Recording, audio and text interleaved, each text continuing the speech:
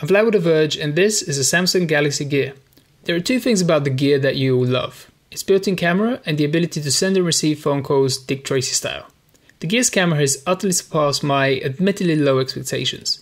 Far from being a gimmick, it produces some very decent images and works with reliability and quickness. The 1.9 megapixel square pictures won't compete with a proper camera, but it's so much fun to take that even a jaded cynic like me can't help but smile. You can also record 720p video clips of up to 15 seconds in length, which can be stored on the Gear's 4GB of storage or automatically transferred to your Galaxy handset via Bluetooth.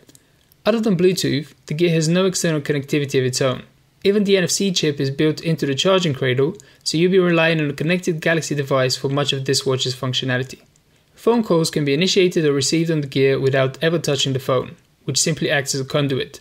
As with the camera, the Gear's integrated microphones and loudspeaker are of surprisingly high quality. You can carry on a conversation without needing to assume any weird poses to be heard, although as with any speakerphone conversation, using this function is best reserved for a quieter area. You won't be surprised to find that the Gear's two best features are also its most readily accessible.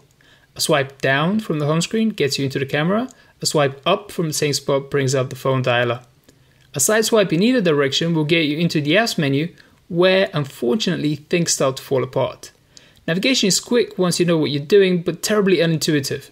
The same downward swipe that gets you into the camera from home acts as a back button everywhere else. The preloaded apps on the Gear are limited both in number and functionality.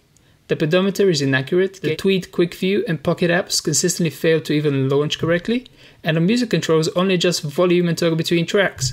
Notifications, a hugely important aspect of a companion device like this, are similarly limited.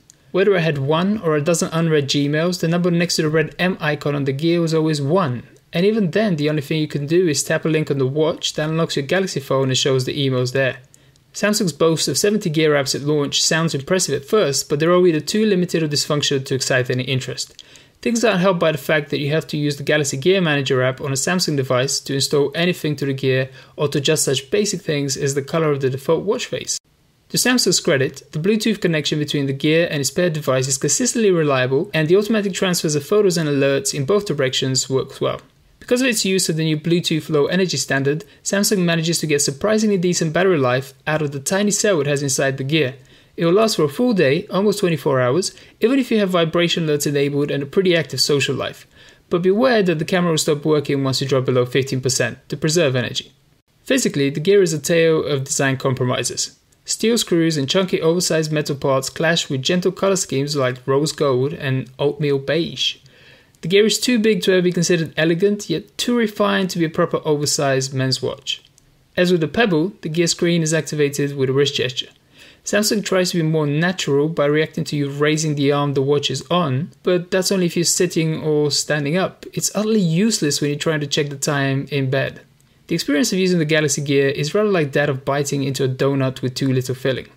There's some fun to be had, for sure, but most of it is bland and a little frustrating. This could all be forgivable if the Gear's price tag matched that of a narrow-use phone accessory. However, at $299, Samsung's watch is in a whole different stratosphere. The Galaxy Gear marks the rough outlines of what could be a very appealing device from Samsung. But as it stands today, unintuitive, oversized, overpriced, and in constant need of a Galaxy Guardian, it'd have been better off staying on the drawing board.